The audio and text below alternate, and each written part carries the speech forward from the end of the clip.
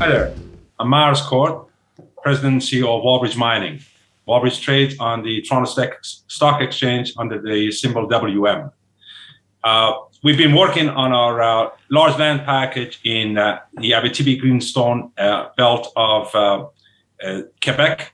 Quebec is a very attractive district in terms of mining investment, great infrastructure, great skilled workforce. We have hydroelectric power line less than 20 kilometers away from the property. We currently are advancing two of our large assets, one being Fenelon, which we just released a maiden resource estimate of a total of about 3.6 million ounces of the endowment, with 60% of that in the indicated category, as well as an 800,000 ounces at Martiniere, which is only 30 kilometers away from Fenelon. We have this large land package of 97 kilometers stretch right from the Ontario border where the Detour Lake mine is currently being mined. We've already identified three large gold systems on this belt.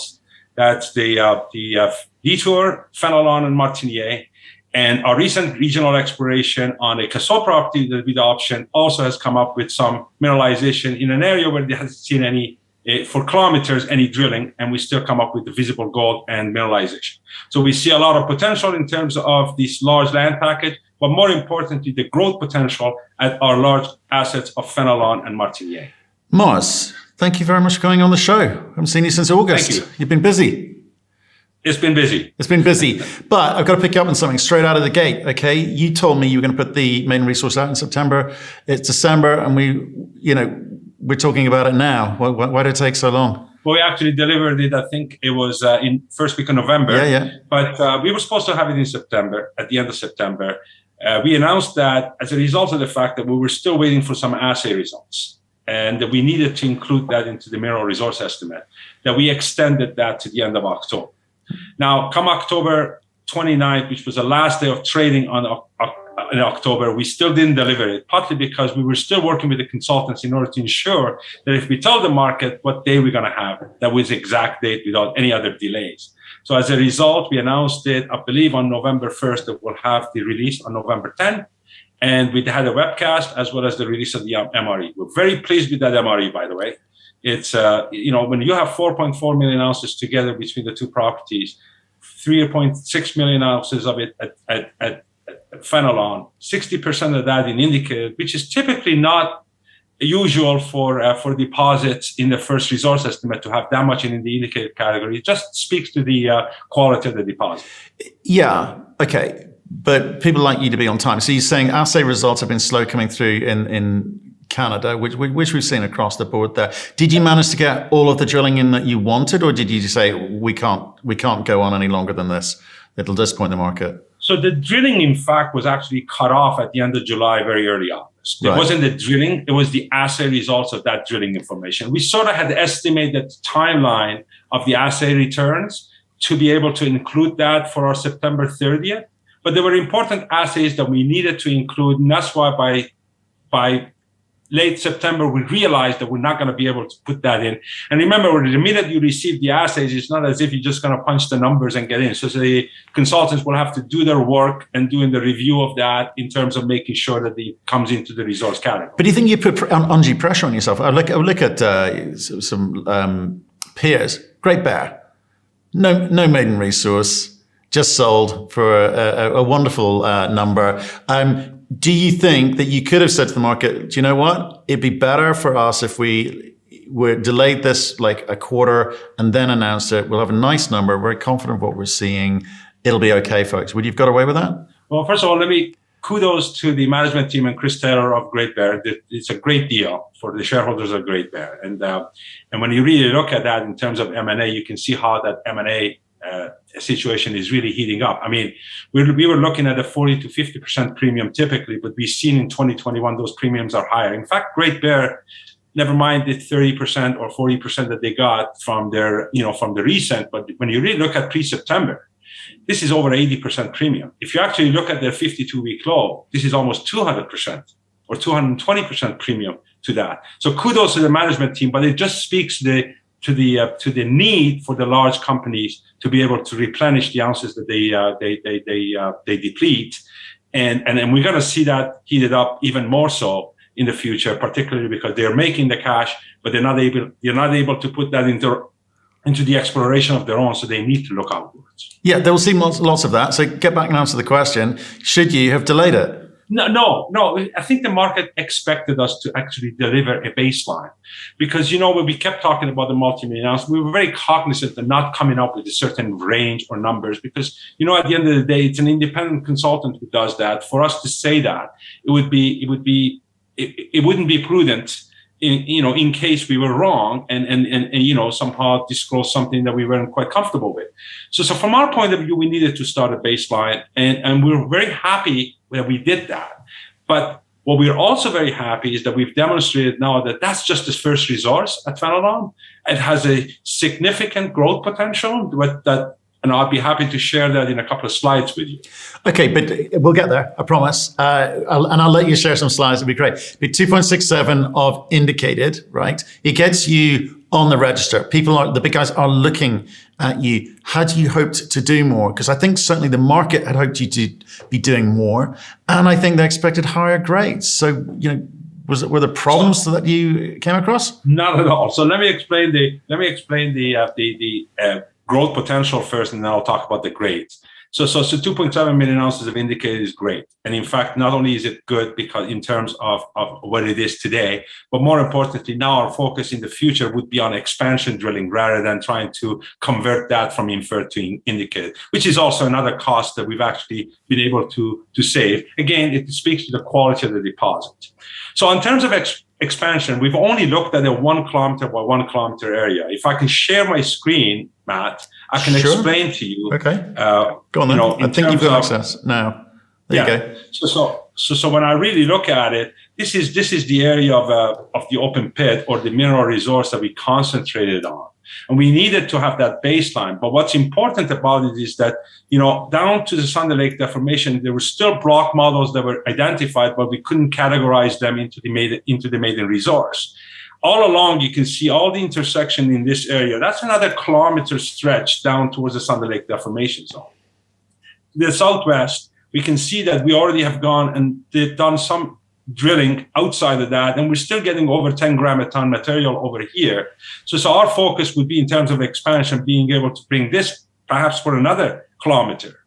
On this side, within the existing area, we still have a lot of drill holes that are above 5 or 10 gram a ton intersections that have not been included in this MRE, partly because there wasn't enough sufficient drilling to do so.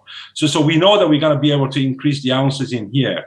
Over to the northwest, there's a lot of areas that we were looking at when we were drilling the Gabbro. Even historically, previous owners didn't sample things that were open pitable material near surface because they were all looking for these Gabbro zone high grade, double, triple digit grades. So we see a lot of potential within this pit to be expanded, but more importantly, again, to the west and to the northwest.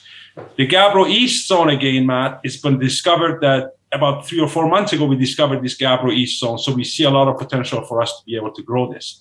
So we know that the initial resource estimate needed to have a baseline to work from, but we're now seeing that this area from a 1.1 kilometer could potentially be a 2 by 2 kilometer. So now you look, basically it's 4 times the area that we're going to be testing in the next update. Right. Okay. Let's stop there because there's a lot to digest, a lot of points there as well. And I'll also make reference to our last interview because we covered this point off there, and we'll put a link below to that, so people should go and watch our last interview. We talked about the fact that this story got really overheated when Eric Sprott came in. The share price went crazy from sort of end of 2019 through most of 2020, right? And it's come way off, right? It's come way off since those dizzy heights. No fault of yours, but the thing that you can control is you've got numerous press releases out which talk about these high grade hits that you managed, but the average grade is much lower because you're talking about an orogenic ore body here, where it's going to be, and this talks to the change of strategy or people's perceived change of strategy for you, which is it's mostly kind of low grade stuff with these large intermittent high grade veining, right? That was always going to be the case with an orogenic play. But do you think you kind of maybe caused some of that downfall yourself by continually talking about these high grade veins that you were seeing throughout the property? So I actually went back because we've done a lot of analysis of whether we should have communicated better. So I went back through all of our press releases when we disclosed our assays: March 8th, March 22nd, May 6th, June 2nd, June 29th, and October 6th. In each one of these press releases, if you actually refer to the quotations that we have either from myself or Attila Pentek, our VP Exploration, we talked about the bulk mineability of this deposit. We talked about the fact that these are high-grade veins as well as lower-grade veins around it. I have this slide in front of me in here, and you can see that, let me just see if I can annotate in here. In any case, you can see the high-grade material never left. They're still there, Matt. In terms of, these are anything that you see in orange, red, or green are anywhere between 3 to above 10 grams a ton. So you can see that particularly the red and purple. So those high-grade veins are still there. But when you see those 1 to 3 gram a ton, which are these yellow zones around it, we can see tens of meters wide of these zones that when you really go in there, you'd be able to mine these at a lower cutoff grade because it's lower cost mining. Very analogous to, say, Young-Davidson or Goldex, or even the Yamana's Wasamac, in terms of being able to mine these at 6,000-7,000 tons a day at much lower cost. So these aren't low-grade, uneconomic ounces. These are actually grades that are very, in terms of actually bulk mineable, it's actually higher than what the current going is. Yamana is mining at 2.17 to 2.65 grams a ton for the past 3 years. Goldex is mining about 1.3 grams a ton, and they're still making money at these gold prices that we have used in our estimates. So we see this high grade never left, except for we now see those ounces are very economic to be able to put together and mine them in bulk. No, I get that. And you're right for bringing it up, because I'm not sure everyone does get it. But, there are companies mining at 0.4, and economically, it's, bulk mining, nothing wrong with it.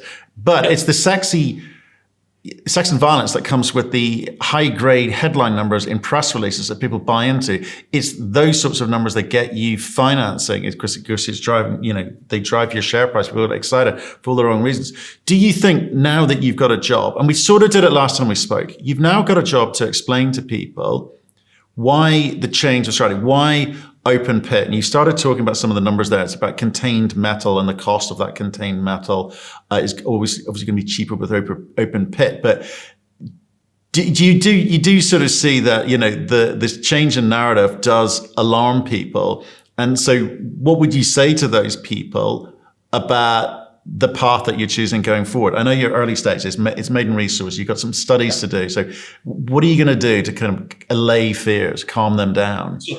So communicating, number one, as we had throughout the year, but perhaps even better, because obviously I just referred to every press release during the 2021 that we talked about the bulk mineability. But perhaps we still didn't do a very good job. We've got to keep communicating that. At the end of the day, Matt, this is the first resource estimate. So when you really look at it, maybe the pit would be 300 meters. Maybe the optimized pit as it gets, most of these would be in the underground portion. Those are some of the areas that we'll be continuing to do trade-off study, continue drilling at this deposit to keep growing it, could potentially make that high grade or the underground portion even higher than what it is today, but it's still being bulk mineable. Today, even at the above 3 grams a ton, the underground portion is already economic, very economic in terms of bulk mineable. But we know that we even got to be able to improve that more so. And so those are some of the communications that we'll continue to do. We'll try to explain that these high-grade material still exist, but these are orogenic systems that need to be looked at in terms of what are the most optimized ounces that you can take out of the ground. Right. So what's the plan going forward here? Because, we referenced Great Bear and the fact they just drill. You've got a big maiden resource. It's bigger than average maiden resource, you can comfortably say.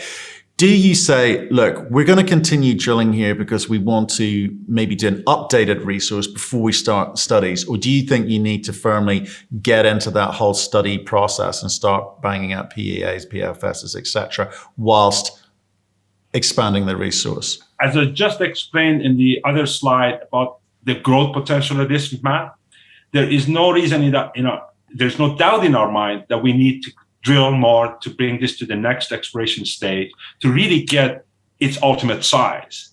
And we see that to happen, nominally maybe 150 to 200,000 meters at Fenelon, and nominally around 50,000 meters at Martiniere will get us to the point where we now see the ultimate size potential and be able to carry that to an economic study. So in terms of when the next step would be, we still need the next exploration program completed before we bring this to economic study. Right. How's the cash? The cash is, at the end of September, we had $53 million. We're expecting about a $7 million refundable tax credit from Québec government. So that would be $60 million. That would happen within the next week or so. And by the end of the year, with all of the expenditures from end of September to now, we will be left with about $40 million Canadian in the treasury. We are expecting the 2020 tax credits to be back to us. It's roughly about $10 million before mid-year next year. So that will basically have about a $50 million available in the treasury to be able to carry out our programs in next year. Now, the program that I just explained in terms of the exploration of 150 to 200,000 meters at Fenelon, 50,000 at Martiniere would require more than that. But we're an exploration company. From that point of view, we definitely see, we'll look at it opportunistic to see when is the best time for us to be able to raise funds for the balance of the program. So it's going to be really, really important for you next year with that kind of that rate of expenditure going out the door. It's going to run you through next year, which is great. But as you say, the communication is going to need to improve in the sense that you're going to need to help people quantify. Without a study, you're going to help them quantify the value of what you are creating in the ground with the drill bit here, because it's really hard. With a majority kind of retail don't understand how to convert that into, well, what could that mean in terms of the value of the company? You're up already, whatever you are, 320, 330 million market cap today, down from the highs of earlier this year, half of what you were at the beginning of this year. How can you do that without a study? How can you arm us to be able to quantify what it is that you're doing? I'll try to quantify some of that based on what the current expenditures have been.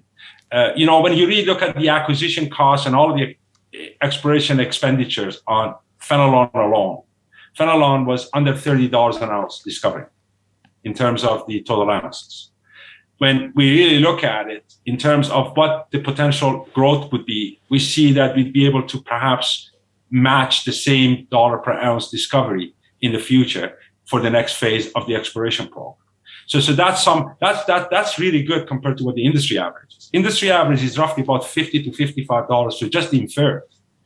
And then an additional $30 to $50 to carry, convert that to the indicated category and bring that to economic study. So we see that's the kind of a metrics that we're going to be applying in terms of what the next step could bring, in terms of what you spend and what you're going to be able to bring.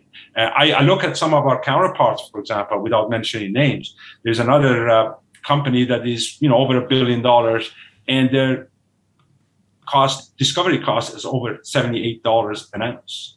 Other companies are in that range. So we see the quality of the deposit allows us to be able to be in the lower quartile of the discovery cost per ounce. And we're hoping that we can continue that in the next phase of the exploration program. Right. But you're going to need to teach people how to calculate. I've just spoken to the founder of Detour Gold Mine. He talks about it the way that you do, but it's not the language used on the street, as it were, by retail. In terms of the way that you look at the value of the contained metal and the cost of accessing it. Do you know what I mean? So it's great, but it's kind of going to go over most people's heads. So is there something else you need to do to be able to allow people to quantify what it is that you're going to do with $60 million next year? I think I mentioned that the growth potential of Fenelon in terms of area, we've only looked at it 1 kilometer by 1 kilometer and have come up with 3.5 million ounces. We think that in the next phase of the exploration program, we're looking at a 2 by 2 kilometer. That's 4 times the area. Now, does it have the same metal endowment? Well, we need to prove whether it does or not. But that's just a quantification of what the next step could be in terms of the growth potential of Fenelon. Martiniere, which we're not getting a lot of credit for, was a 600,000 ounces when we purchased when we acquired Balmoral Resources. It's currently at 800,000 ounces to get a metal endowment. We believe that we're going to be able to significantly improve the Martiniere to perhaps multiple of what it is today with the additional exploration drilling in that.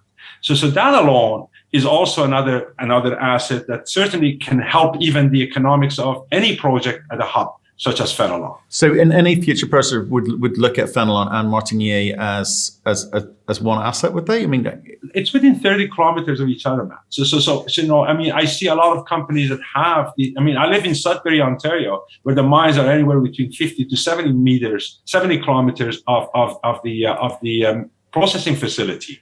So Martiniere doesn't need tailings facility, does not require a mill. It might not even require a camp. All of that will be at Fenelon, and you'd be able to basically just take the Martiniere at just the transportation cost of the ore over a 30-kilometer distance.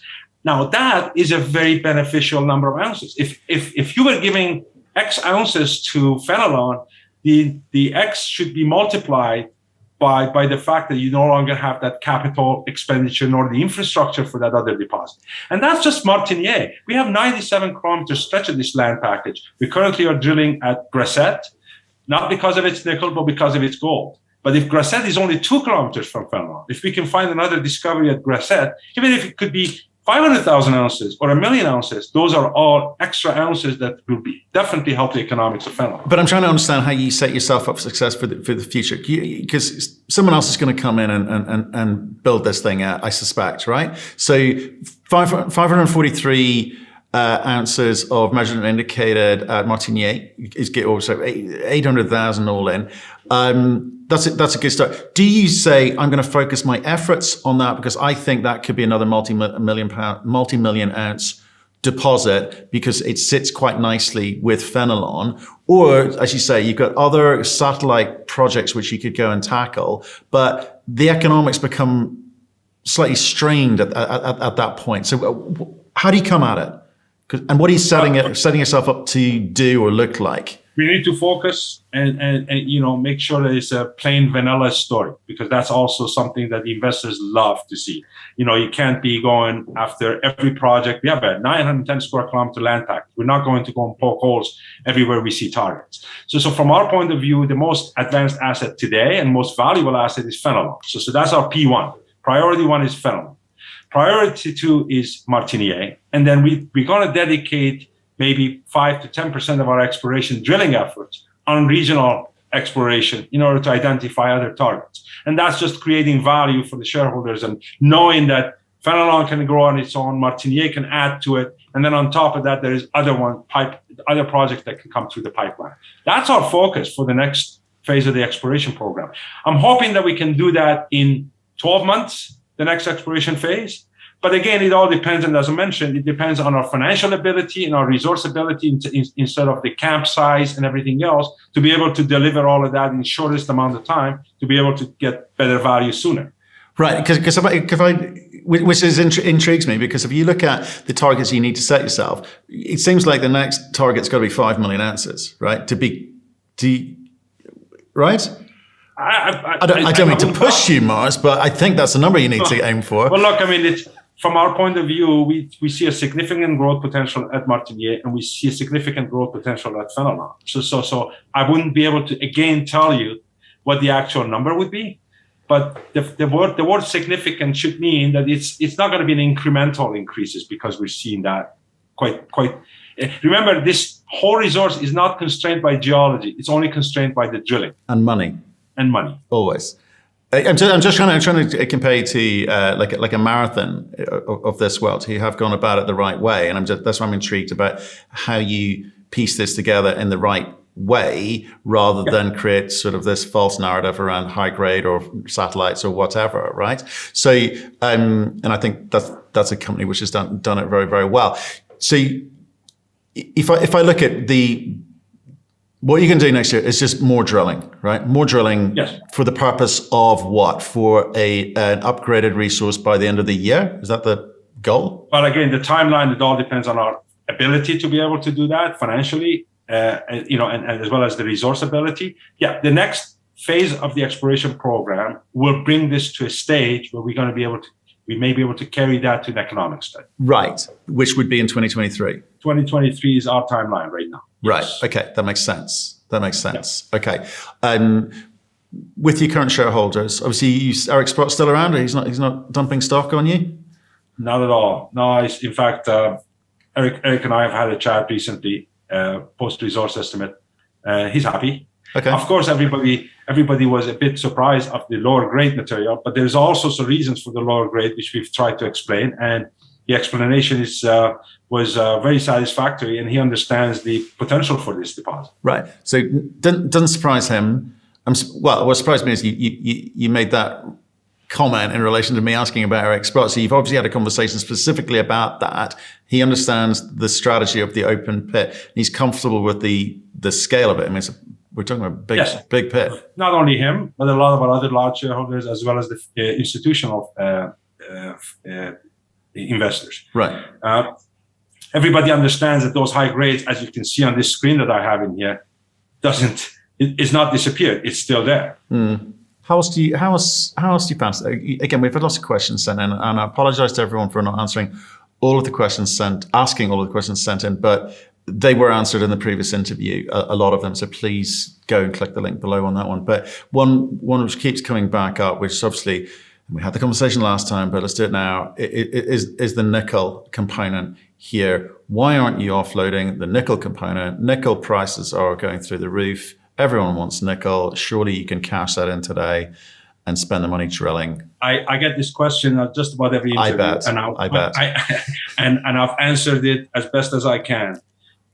First of all, with an exploration company, nickel prices typically shouldn't matter in terms of exploration. Yes, you get the hype, but the unfortunate part was that's exactly what Balmoral did. When the nickel prices were high, they started focusing their efforts on nickel, but by the time they came up with the resource, nickel had already gone down. So cycles don't always work for you in terms of that. But that's here and there. From our point of view, we see a lot of value in our Grasset nickel. And we also see a lot of value in our copper nickel PGM assets in Sudbury, Ontario. Let me address Grasset. Grasset is attached to Fenelon. We see a lot of potential for gold at Grasset. For us to sell Grasset or do any kind of deals with anyone, you have to look at two groups. One would be the major companies, one would be the junior companies. 5.5 million tons of very good grade is not something that the majors are interested in purchasing. And in terms of a joint venture, there hasn't been as much interest in terms of that, particularly because of its location. So there is a lot of interested parties from the junior side. Believe it or not, it should be.